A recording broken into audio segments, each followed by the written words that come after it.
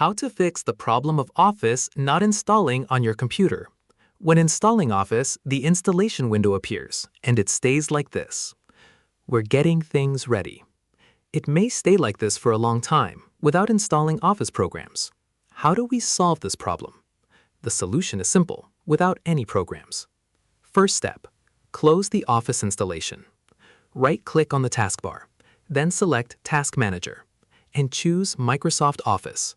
Then select End Task, or you can restart your device. Then open the Run window by pressing Windows plus R on the keyboard. Then type this command, %temp%, and delete all these files. Press Ctrl plus A, then press Shift plus Delete. From the Run menu, type this command, regedit. Then click OK. This window will open.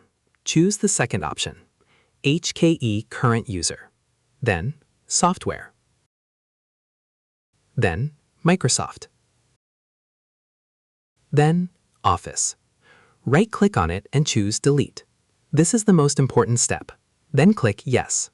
After that, go to Windows. Scroll down and click on it. Then Current Version. Then look for Policies. Then go to Explorer.